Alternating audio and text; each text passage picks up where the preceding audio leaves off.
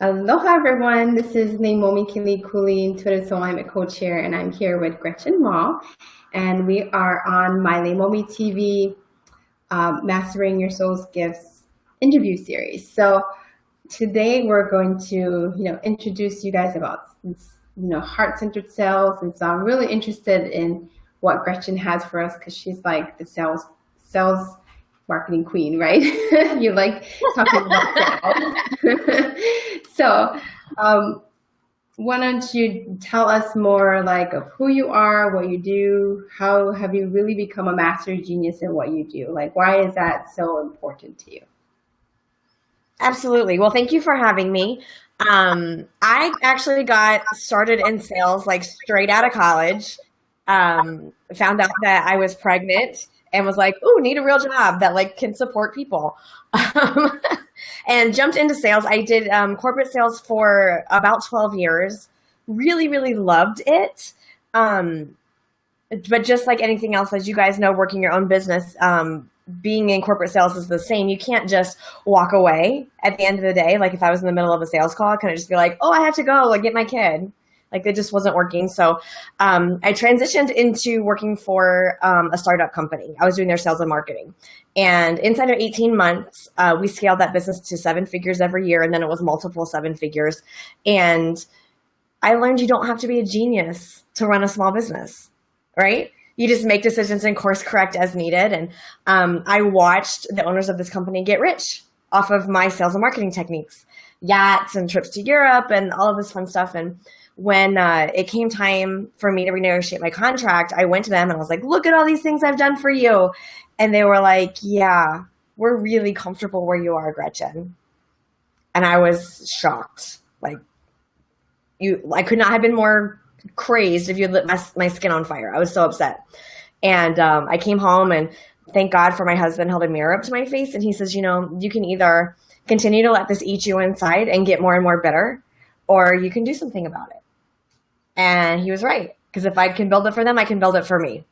So that was about 2.5 years ago. And I love what I do. I think sales is the ultimate form of communicating, right? Just being a really effective communicator about what I'm doing and how what I'm doing can impact other people's lives.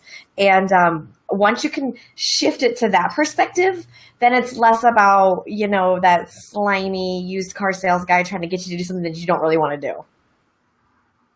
Right. That's kind of how we view sales, right? So that's why my question is like, from your perspective of your genius, like, why is it important to know such things, right, in order to create a life of success?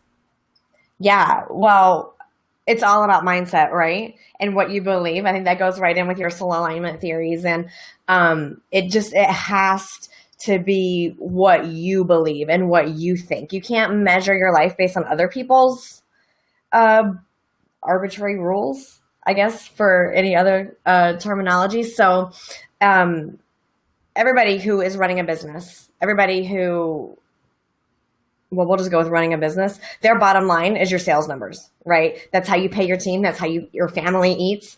And if you're uncomfortable with it or you feel like it's maybe an area of opportunity for you, then I promise just a small shift is going to explode your results.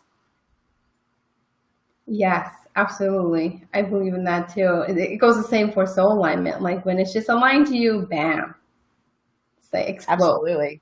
And with sales, I think it goes the same way because it's intertwined. Like if it's not aligned to your soul and you're selling something that's not really aligned to you, there's no money there, right? And vice versa. If you're really in alignment and you choose the right things that are most aligned to you, plus know how to sell it right, then bam, you got like good sales. Absolutely. That'd be like if I was pushing something I didn't really like, like I'm trying to think, prune juice. I hate prune juice. Like that's not my thing. But if I had to go here and tell everybody like, buy this prune juice, this is amazing. Like it would be hard, like, oh, I don't want it. Like, oh, me neither. It's gross. Like you don't have that heart. Whereas if you believe in something and you know that you can help somebody or you know that it's going to impact them, even if it's just something little, you can stand behind that and you can have that strength of conviction, excuse me. Right, right. So when growing up, like as a child, like what really lit you up? You know, how does that really play into what you have become today? Like why you're doing this now? Oh, such a good question. When I was a kid, I was all about music. Like I played the piano since I was 4 and the cello since I was like 7. I went to college for music. Like it was a huge part of my life. And anybody who's ever taken on something that commitment, like I was doing it an hour plus every day for 20 something years, right? There's that commitment and realizing that there's going to be really good days and there's going to be really bad days, right? And there's going to be auditions that you nail and auditions that you bomb, and that willingness, I think, to get back up again and keep moving in spite of, 100 other people competing for that same role or that same piece. And yeah, just not being afraid to put yourself out there. I think that was the biggest lesson that music gave to me. And it's been so good to draw on that as an entrepreneur, because if you're afraid to fail, you're never going to take those risks. And if I had to sum up entrepreneurship, like it's literally taking calculated risks. Mm-hmm. Exactly. For sure. So tell us like a vulnerable story, about your life or your business or could be together. What did it feel like when you were misaligned and how did you get into alignment? This is good. This is good. This is actually a little like, this is a good share for me. I'll be honest. So I would say the last like year or so, I've really been going through like a spiritual awakening. I think there's a part of us, like I'm very masculine energy, like push, push, drive, drive, drive. That's very natural for me. And as I stepped into this space where I was selling myself and my services and less about other people or products, it became more about me and that feminine side. And I became very open to receiving and sort of meditating and like all of these things that I used to think before were really crazy. If you've anybody's ever done any kind of corporate sales, it's really hyper masculine. So like if I had gone into my corporate job and been like, oh, I'm just not feeling it today. I mean, they'd have been like, Gretchen, pull it together. Nobody cares how you feel. I mean, it was literally like that type of energy. So stepping into the feminine and making that balance was very interesting for me. And for, I would say like a good 2 or 3 months, I went too far into the feminine, like very receiving, like this is going to all happen for me. And this is awesome. And I remember coming home from a conference that I had been at. And I told my husband, I'm like, I'm going to be really like holistic now. And I'm just going to be really, really heart-centered and like very spiritual. And he was like, who are you? What is that? But as a result of me pushing to be spiritual more, my business started drying up and like my income started going down, and then you start panicking, right? Because like things go up and down. That's not a big deal. But after 2 or 3 months, it's no longer, I don't know. It's trending downward, I guess is maybe where I'm going here. You know what I mean? It's not like, oh, just stuff happens. And I really had to go like deep and say, there are people that are hyper feminine and that's okay.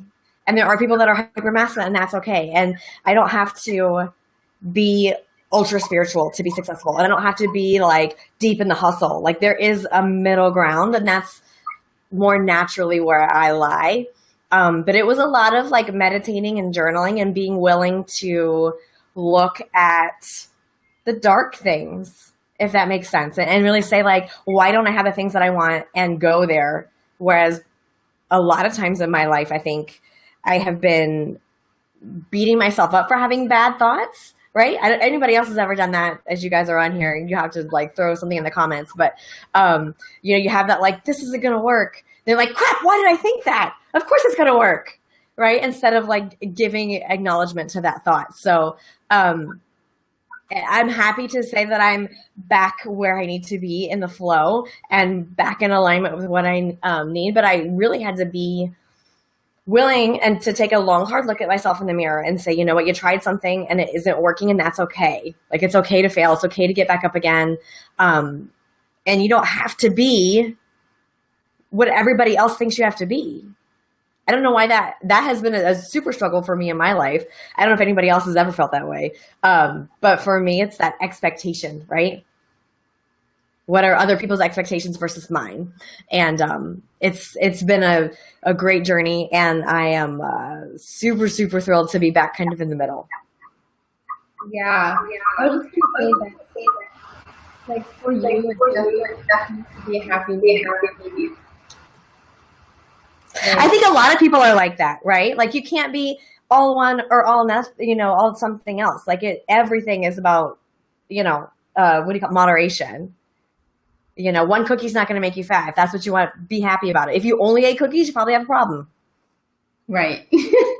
And seeing that, and that's what you had to go through and realize, like, okay, I don't need to go so woo there. I can just be a combination of both and talk about it from a heartful space, and make sales much more like more deeper than just here's a product, you buy it, because that right. kind of sales can be like cut dry. It's like, you want it, okay, bye, or yes, you want it, yes, come get it from me. It's kind of like that kind of space. That's why I think that's so masculine, very hustle. Right. Well, the spiritual is kind of like, well, what do you think? What do you think about that? And this is contemplation, awareness, and it's a bit slower, but I think we need both sides of it for sure. And I think from you going from that end of the spectrum, right, you could feel, okay, that's not aligned to me. I definitely got to get back on track here.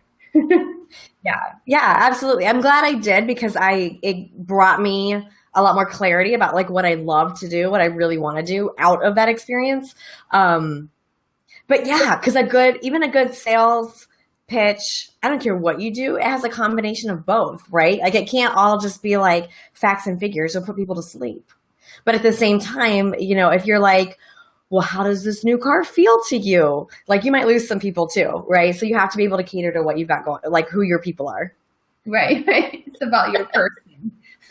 It's about your person, making sure it fits their problem and it solves the problem, and you're selling a solution. I think like we're trying to sometimes like put the what in there, like you should buy that car, you should buy this specific thing, or buy this reading for me or whatever. I'm just selling the what rather than really like, why do you need this? And that can be very kind of feminine, right? But also like getting in the sense where, well, what will solve this issue, and doing it in a way where it's not so like push. It's like kind of a happy medium, right? Sales.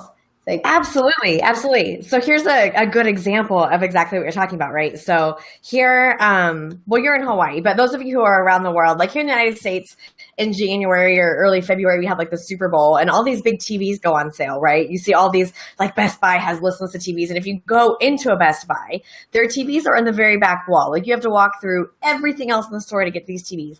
And up against every TV are all these lists of features that they have, right? Like it's 1080p, 4D, blah, blah, blah, whatever it is. I don't even know what they are, but it has all these lists, right?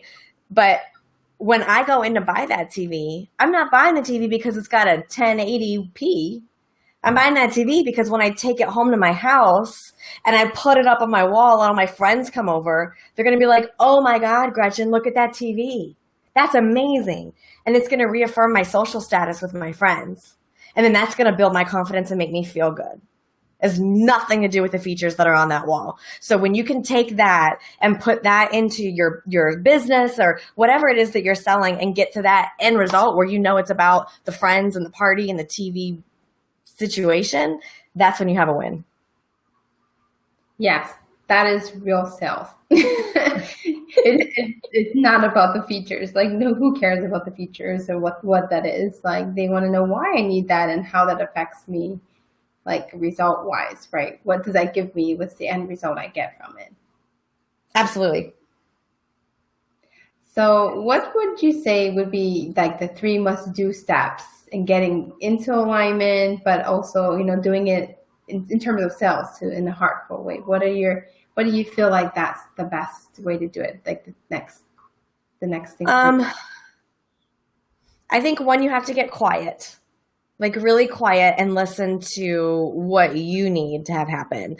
As far as like, what are your personal, whether it's self-care time or whatever it is, because if you're, especially even going into sales, like if you're going into a call with somebody and in the back of your mind, you're thinking about the fight you had with your partner or why your kids still can't find their shoes or, you know, whatever other arbitrary things going on, you're not gonna be able to focus on what your client needs, right? So being able to get quiet is one thing. And then the second I would say is clarity, like exactly what we talk about the benefits are and how you can impact people.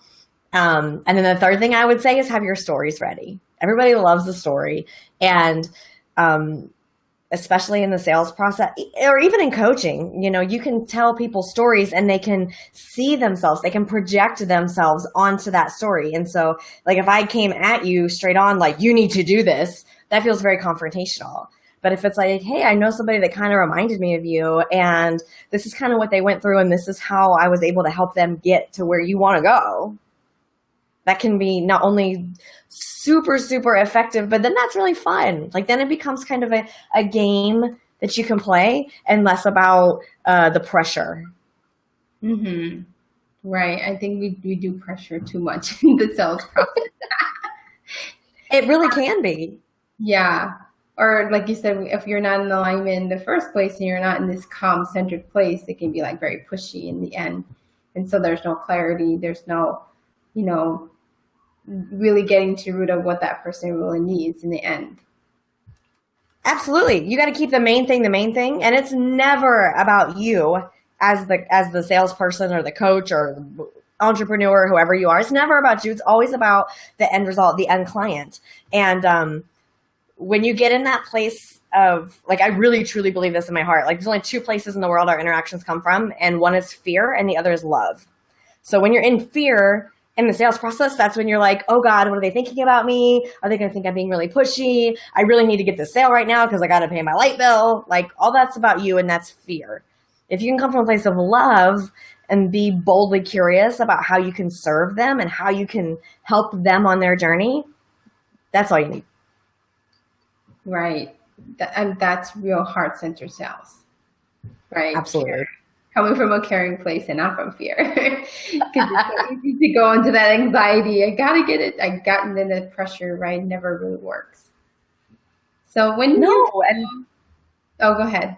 No, I was going to say, no, it doesn't really work. And then you feel bad and then they feel bad. And it's just, you know, you're breeding that negativity and that, you know, disalignment. Mm-hmm. Right. So when you feel like giving up, you know, I'm sure you had many giving up times too when you were misaligned. What keeps you going? Like what gets you, you know, to get up again? Well, what's the other choice? Yeah. And I mean that wholeheartedly. Like, am I going to go back to corporate and, you know, get to keep pennies on the dollars that I'm making for other people? Am I going to go back, you know, and not be able to see my kids? You know, my daughter came home from school like 2 days ago and she had a bad day and she's a teenager. So also kind of, you know, those hormones are playing through. And I was so grateful that I was able to be there for her. Like I ended the call I was on. We went and had a little conversation. That wasn't possible 4 years ago for me. Mm-hmm. That would never have been possible to be there. And so when it feels down and it feels bad and it feels like, oh, I don't know what I'm doing, I literally have that conversation myself. Like, what's the other choice?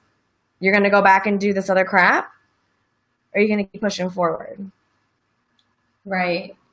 Seeing it from a bigger perspective is so important when you're stuck there. Absolutely. You don't want to get uber stuck again because you made the choice to go forward, right? Go all in your business. And I think when you're wishy-washy about being purely an entrepreneur, this is where, you know, people get stuck. Oh, I totally agree. Because you have 1 foot in and 1 foot out.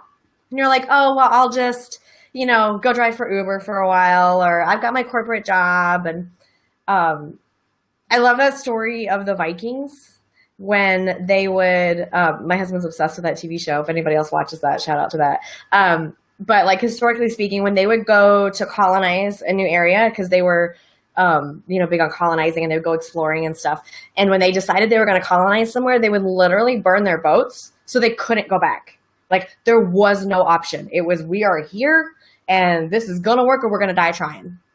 And once you get to that point in your business, which everybody does at some point, if you're serious about it, there is no going back. Like there is no B option. Yeah, exactly. You're either on the other side of the grass, right, or you're going to stay in between in the space between, right? Mm-hmm. Absolutely. So how do you define success? You know, what kind of like pain you had to endure to really get to where you're now? Like, because I'm sure you had lots of success and failures and everything together. You know, what were the kind of stories that you have that are about how you define success now? Well, I think perspective is always really important, right? So like when I was in corporate America, we were selling medium-sized things, like anywhere between like $30,000 to $100,000 or $150,000 packages at a time. So it's not like they just had it on the street necessarily. And it was really, really good if you were selling 1 out of every 10 people you talked to, which meant I had 9 no's in a row. Didn't always work that way, but even when you were killing it, like winning trips and, you know, getting watches and free dinners and all of these like amazing things, you were still hearing no's 9 times more than you're hearing a yes, right? And that perspective is really, really huge. Like, what is success for you, right? Is it the dollar amount at the end of the year? Is it the amount of people that you can help? For me, it's about the ripple. Like, if I can help you who turn around and help somebody else, you can turn around and help somebody else. And we can all turn around to these jobs that we hate that were controlling us and say, bye, I don't need that. I don't need that anymore. That's a win to me. That's success. You know, I'm really, really blessed. I get to work from home. I get to see my kids. My kids are both on travel teams. Anybody who's ever done that, that's a crazy, crazy life. And stuff like that's not possible when you work for corporate or even work for somebody else, truthfully. Right, exactly. You have to choose to be in that, right, 100%, because there's only enough time in the day, right? You can do it half and half. You have to really put your whole energy into it and choose it. And I like how you define success in that way, because I think it's true. Like most of the time you may be failing, right? That there's those 9 no's, and you have to be okay with the fact that, especially if you have high-end packages, right? You have to realize that, yeah, you're going to get lots of no's. You're going to talk to tons of people, and just that 1 or 2 people that is like, bam, wow, cool, it's exactly what they need. We have to remember, like, what's it like to give up even that amount of money, right, for that person, and also for you to receive that too. Absolutely. Well, if you look at, when we were sending men to the moon in the 60s, they were off course 98% of the time. 98% of the time, they were off course. But you just keep going, and you keep doing the math, and you keep looking at what you're doing, and you course correct a little bit, and then you keep going. And then you look around, and you're like, oh, we're not in the right place. Okay. And you just make these little baby course corrections. If you freak out, you go, oh, and then you end up in the ditch. That's right. When you get out of alignment. It's so true. I watched, I don't know if you watched the movie Hidden Figures, and I was just like, yeah, this is what it's like when you're doing an entrepreneurial world. It's like, you got to do your math. You got to know for sure the trajectory, the exact like location where it was really cool to see like how strategic your life has to be if you really want success and you want to create this. But at the same time, it has to go in a flow, right? You have to know what's the most aligned way, what's the most aligned action to get there. But it's also particular numbers and, order that comes in it in your business too. And I think sales is like that, right, too. You're either it or you're not. Right. It's like if you're making a cake, right? Like you got all the ingredients, but you don't have any flour. And you're like, well, sugar's white. I'll use more of that. Like you're not going to get a cake in the end. It may look a little the same, but it's not, you know, and it's the same with entrepreneurship. Like you have to have all the little pieces. Right. So what advice would you give to someone who really wants to get in their genius, you know, as you have? Like obviously you're really, really good in tune with how to get good sales and stuff. Like what helped you decide to do the work that you love to do and create a soul-aligned life and a business that's truly you being an expert in your industry? So, what advice you would give someone who's just kind of starting out? I would say just take action. Like, believe it or not, when I first decided I wanted to be a consultant, I was doing business-to-business consulting for another firm. And I was like, I'll just go be an online coach and I'm going to help people with their systems because that's kind of what I was doing as a consultant. And I realized as I was in there, like I remember taking a class with a bunch of other people and they were all having problems with their pitches and they couldn't sell anything. And they were like, can you just get on the phone with us and help us? And this is back when Blab was on. So we get on a Blab and I'm like, this A, B, C, and D, guys, there's A, B, C, and D, these little steps. And before you knew it, more and more people started chiming in. And the people I didn't know who were like unrelated to the class were chiming in and they started asking questions. And I felt like maybe there's something here, right? But I would never have got to that point because I remember my first coach telling me, well, you should just be a sales coach. And I was like very triggered by that at the moment because it was very like from that hyper masculine world. I was trying to leave that behind. I was like, I don't want to do that. I wasn't ready. But by taking the action, it led me to a place to make me see that it didn't have to be that, right? That I could find beautiful women to work with who have beautiful souls, who have a lot of my clients are very purpose driven and they're creatives. And I've gotten more creative as I get older, I think, but I don't consider myself a creative type necessarily. But I love to help people who are, and like, it's like birthing a baby, right? When you're building a business, like it becomes this part of you that's living outside of your body somehow and doing its own thing. And I really, really love where it's taken me. But if I'd sat back and waited until I thought I had it perfect, I would never gotten anywhere. True story. Yeah. I think that's where a lot of people get stuck because they think it to make this elaborate system in their head, but no action to even know whether that's going to work or not. You know, like building a course for who knows what, when it doesn't really address the problems that people actually, need help with. We see that all the time. And this is why this is why they lose the ability to like sell it because it's for like, who is that for, right? If you don't know who's that for or what that solves for people, then who's going to buy it? Yes. Free tip. Do not ever create a course until you have sold at least one of them. Period. Don't do it. Ever. Yeah. Ever. Yeah. That's a multiple $1,000 tip, if not more at this point. But yeah, I see all the time like, oh, well, I just made this 24-hour course and nobody bought it. Like 24 hours? Are you kidding me? I could barely pay attention for my certifications. Like, people don't have the time span for that. They don't have the bandwidth to do that. Right. Yeah, you got to validate your ideas, guys. Yes. Make sure that it's hitting the right people. Like, the internet is huge and vast. And if you want to be like the very best lace doily maker, like there is a niche for you. I promise. Like there's some little old ladies who also want to have lace doilies and you can be like the queen lace doily maker. If you don't know what that is, you can go Google it. Seriously. But there has to be a market for it. You have to find these old ladies first. Like you can't just show up with things. It's incredible. Like there are some really, really great people on the internet. There are some crazy people on the internet too. Right. Doing it the wrong way too. Oh, all over.